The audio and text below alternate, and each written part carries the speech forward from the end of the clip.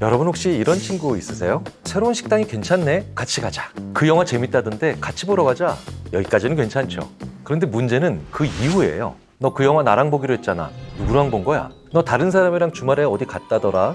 좋았어? 왜 나랑은 안 가? 100번 양보해서 사귀는 사이라면 이해할 수도 있죠. 그런데 그저 친구일 뿐인데 이렇게 나온다면요. 나에게 집착하고 나의 시간을 모두 소유하고 싶어하는 그 친구. 도대체 왜 그럴까? 지금부터 그 알 수 없는 타인의 심리를 읽어드리겠습니다. 매번 나랑 모든 걸 같이 하고 싶어하고 내 모든 걸 알고 싶어하는 친구.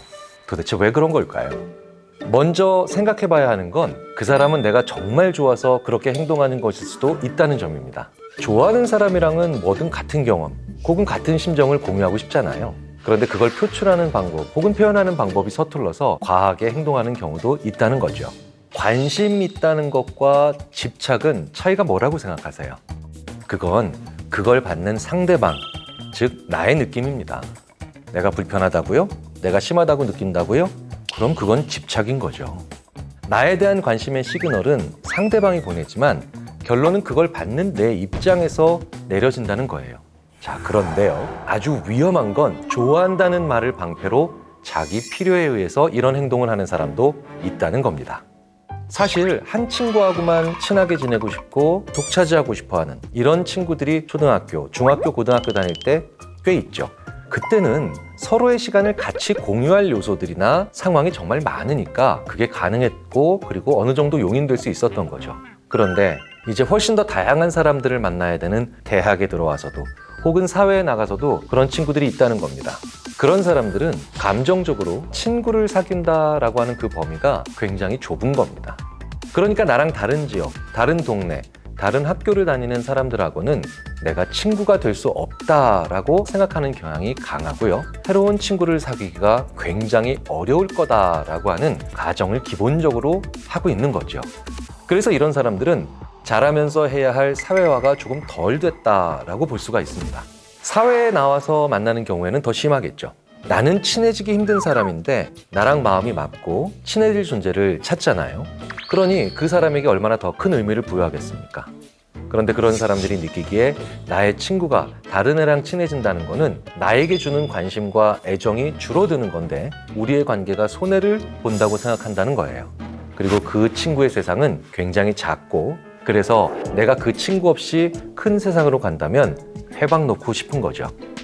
그래서 이런 사람들은 그걸 합리화해서 사용하는 말이 있습니다. 나는 너를 너무 좋아해.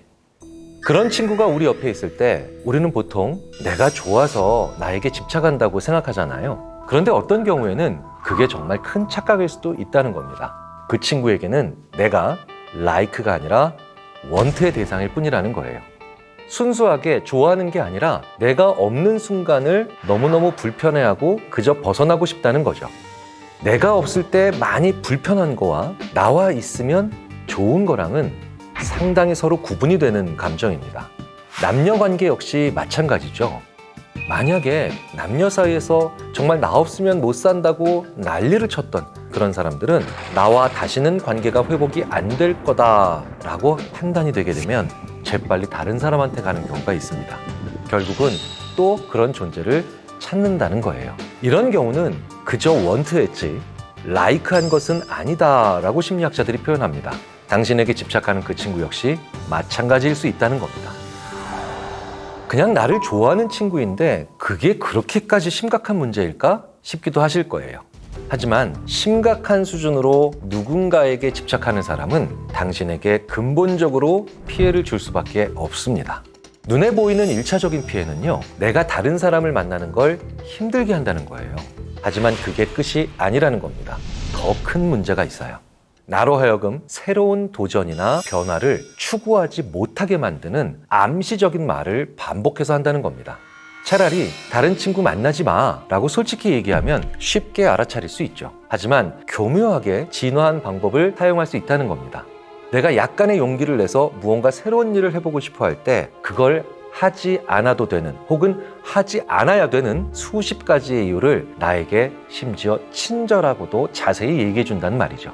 내가 새로운 걸 하고 새로운 세상을 알아가면서 새로운 사람을 만날수록 그 친구가 필요 없는 시간을 보낼 확률이 커지지 않습니까? 그렇다면 집착하는 그 사람, 자연스럽게 피할 수 있는 방법에는 뭐가 있을까요?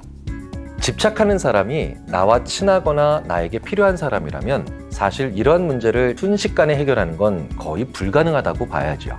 우리가 심리학을 공부하는 이유 중 하나가 이런 사람들을 끊어내는 단기적인 기술이 아니라 이런 사람들과 거리를 둘 수 있는 지혜를 배우기 위한 것 아닐까요? 이런 사람들과 거리를 두는 가장 좋은 방법 중 하나는 시간, 돈, 사람, 이 셋 중에 하나를 확실하게 공유하지 않는 겁니다. 예를 들자면 내 친구가 돈이 나보다 좀 더 많습니다. 그러면서 그 친구가 나한테 집착을 해요. 그럴 때 내가 그 친구로부터 빠져나가지 못하는 이유 중 하나는 나에게 금전적으로 도움되는 일을 잘 해주기 때문입니다. 그러니까 시간, 돈, 사람, 전혀 공유하지 않는 것 하나가 있다면 참견할 방법이 없어진다는 거예요. 그 친구가 전혀 모르고 아예 상관없는 새로운 분야를 공부하는 것도 그래서 좋은 방법입니다. 사실 매번 모든 걸 알고 싶어하고 같이 하고 싶어하는 그 친구는 너와 내가 똑같다고 생각을 하는 경우가 많습니다. 그래서 그 사람한테 모든 죄를 덮어 씌우기 전에 나를 한번 돌아보실 필요가 있습니다. 그 친구한테는 없는 차별적 무언가가 나에게 있는지 없는지 말이죠.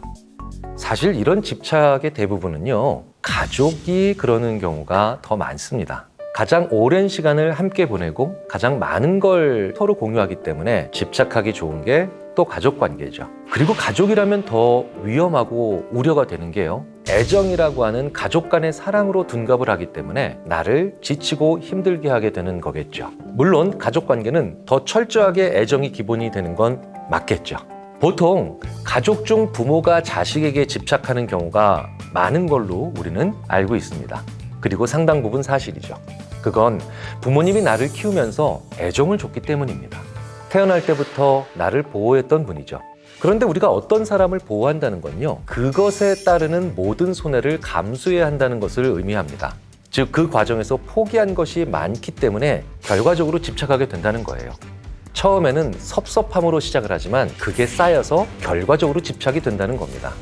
자, 그렇다면 어떤 분들은 이렇게 생각하실 수도 있습니다. 그거는 부모님이 가지시는 보상심리 아닌가요? 글쎄요. 부모님의 감정을 이렇게 보상심리라고 단순하게 말하면 안 될 겁니다. 보상은 거래를 했다는 걸 의미합니다. 다른 걸 대체했을 때 가능하다는 거예요. 자식이 대체가 될까요? 안 되잖아요. 그렇기 때문에 부모님이 자식에게 집착한다는 건 그것 자체를 못난 감정으로 생각을 한다는 건 정말 해서는 안 될 생각이긴 분명합니다.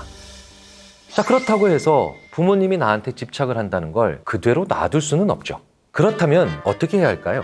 이럴 때는 부모님이 자기 자신의 자아를 존중하게 만들어줄 수 있는 무언가를 만들어주셔야 해요.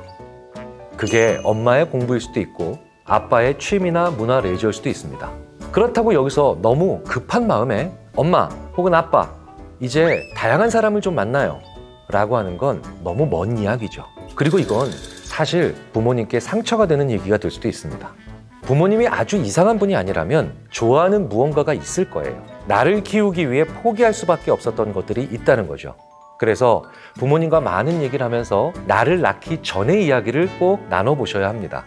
그 과정에서 나를 낳아서 키워주시면서 좋아하시는 것 중에 무엇을 포기하셨는지를 한번 같이 알아내실 필요가 있어요. 그리고 그걸 같이 시작해 주시면 된다는 거예요. 그 활동을 같이 하는 순간까지는 내가 곁에 있어 드려야 합니다. 그리고 난 다음에 서서히 빠지는 거죠. 서서히 빠져드는 시점을 너무 급하게 생각하면서 이제 새로운 걸 배우세요, 새로운 사람을 만나세요 라고 한다는 건 마치 밥을 제대로 짓기 위해서 뜸을 들여야 하는데 그 뜸을 너무 빨리 뚜껑을 여는 것과 마찬가지의 실수를 저지르는 게 됩니다. 최종적으로 도달해야 될 지점은 나에 대한 집착을 버리시고 다양한 사람들을 만나면서 그들과 또 다른 사회생활을 하셔야 되는데 그 먼 목표까지의 징검다리들은 촘촘하게 존재한다는 거예요. 그러면 한번 고민을 해보시라는 겁니다. 그 징검다리들 중에 몇 개까지 내가 같이 함께 부모님의 손을 잡고 갈 것인지를요. 가족은 굉장히 가까운 사이이지만 그렇기 때문에 우리가 많은 고민을 안 하게 하는 그런 실수를 범할 수도 있는 사람들이기도 합니다. 시작을 도와드린다면 오직 나에게만 집중하시는 모습은 금세 사라질 수 있을 겁니다. 다변화되고 자원도 많아지고 이동성도 많아지는 사회에서는요, 모든 걸 서로 알고 함께하는 도원결의형 인간은 오히려 점점 더 불행해지고요. 이걸 알버트 앨리스와 같은 심리학자는 비합리적 신념으로 얘기하기까지도 합니다. 자신부터 다양한 사람을 만나는 것을 두려워하지 않고 느슨하지만 다양한 인간관계를 만들 필요가 있죠. 나에게 집착하는 친구가 나와 너는 같은 사람이야 라고 인식하지 않도록 해주는 게 중요하다는 겁니다.